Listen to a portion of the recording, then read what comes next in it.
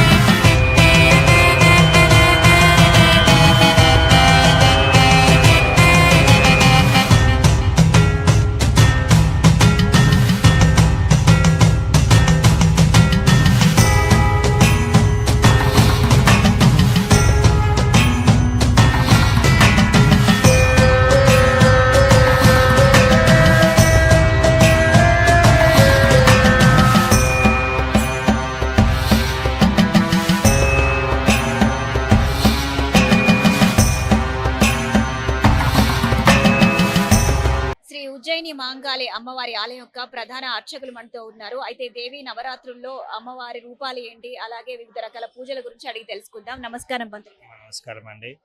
అమ్మవారి ఆశీస్సులు, అందరికీ శుభాశీస్సులు. ఖడ్గం చక్రగదేశ చాప పరిఘాన్ శూలంబు శుండీం శిరః శంఖం సందధతీం కరైః శ్రీనయనాం సర్వాంగభూషావృతాం నీలాస్ముంచితి మాస్యపాదదశికాం సేవే మహాకాళికాం యామస్తో సుపతే హరో కమలజో హంతుం మధం కైటభం. శ్రీ ఉజ్జయిని మహాకాళి దేవాలయం దసరా శరన్నవరాత్రి మహోత్సవములు అత్యంత వైభవంగా జరుగుతున్నాయి. ఈరోజు శ్రీ అన్నపూర్ణాదేవి అలంకారము, అమ్మవారి యొక్క దర్శనార్థము ప్రతి నిత్యము కూడా ఒక్కొక్క రోజు ఒక్కొక్క అలంకారం ఈ యొక్క దేవాలయంలో జరిపించబడుతుంది.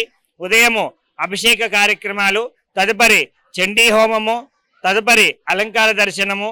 ప్రతి నిత్యము కూడా అమ్మవారికి ఒక్కొక్క రోజు ఒక్కొక్క నైవేద్యము అమ్మవారికి ప్రసాదించడం జరుగుతుంటుంది. ఈ యొక్క ప్రసాద వినియోగంలో అమ్మవారి యొక్క విశేషము, అమ్మవారి యొక్క అద్భుతము చాలా విశేషంగా ఉంటుంది.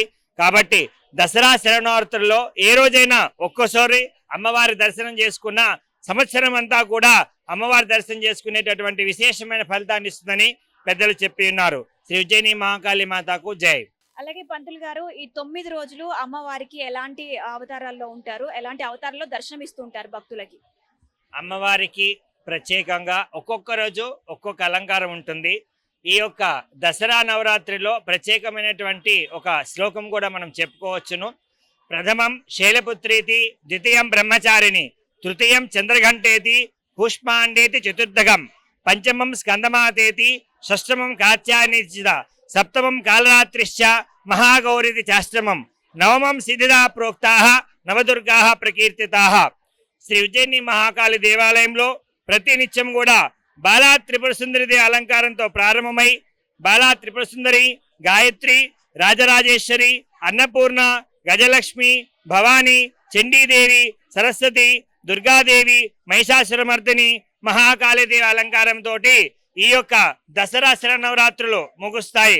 కాబట్టి విశేషంగా జరిగేటటువంటి దసరా శరన్నవరాత్రులలో ప్రతి నిత్యము అభిషేక కార్యక్రమాలు మరియు నిత్య చండీ హోమము మరియు అమ్మవారికి అలంకరణ సేవలో పాల్గొని అమ్మవారికి జరిగేటటువంటి దసరా శరన్నవరాత్రుల్లో విశేషమైన పూజలలో భక్తులు పాల్గొని అమ్మవారి కరుణ కృప కటాక్షములకు పాత్రులవ్వాలని కోరుకుంటూ సర్వే జనాః సుఖినో భవంతు లోకా సమస్తా సుఖినో భవంతు కాలే వర్షతు పర్జన్యః పృథివీ సస్యశాలినీం దేశయం క్షోభరహితో బ్రాహ్మణాः సంతు నిర్భయాः అపుత్రాः పుత్రిణः సంతు పుత్రిణः సంతు పౌత్రిణः అదనా సదనా సంతు జీవంతు శరదాం శతం శ్రీ ఉజ్జయిని మహాకాళి మాతా को जय श्री माणिक्यालम्मा माता को जय अन्नपूर्णा देवी की जय।